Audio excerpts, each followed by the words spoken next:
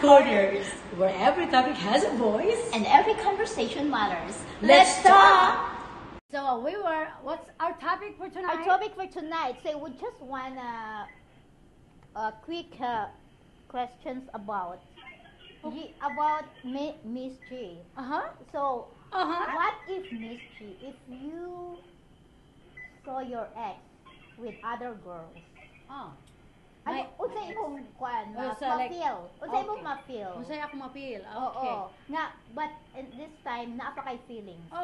This time I have feelings? naapa kay feelings. Like, you just... For me, that's impossible. Impossible. So, wala ko yung nahitabo ni mo nga, na-ex ni mo nga na kay feelings? For sure. But sure, this is real talk. So, totohanan na to. To be honest, yeah. Wala tagagamit. I have mine. You have yours, sorry. To be honest, if I didn't even honest. experience meeting my ex in other places. Like never experienced. No, it happens actually when Derek with the girl. What do you feel at that night? When we're together. It seems like there's something off. You feel something, right? Actually, yeah. When he brought,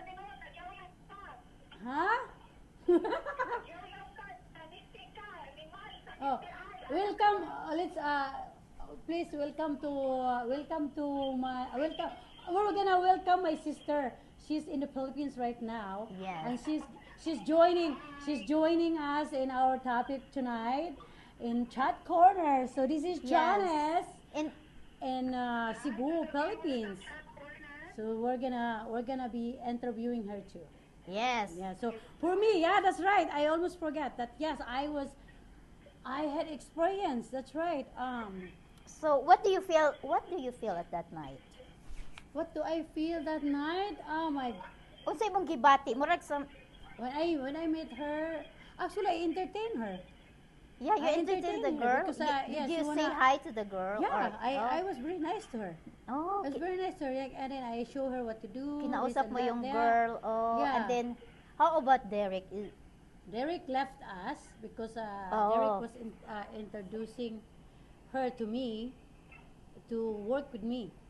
So ganahan si Derek nga ang babayi, ang iyang new girlfriend makikuan mo kanang to work with me, like to make money. Yeah. By the way, Grace has a business. Massage business. I am a registered massage therapist here in Edmonton. Yeah, kung kinsa ganahan or whoever wants massage, mga Bisaya, mga bisda. Among mga viewers pohon nga naadiri sa Edmonton.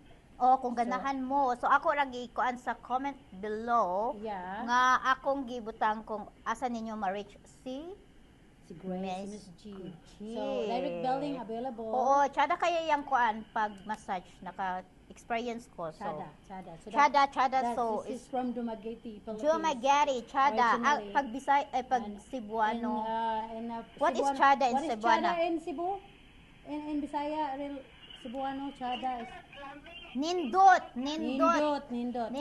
lami. So ang Bisaya have different version of na siya mga lalain nga mga lingwahe words, mga dialect. So go back sa atong topic nga Chat Corner, real talk with real people. Ciao. Bye for now. Bye.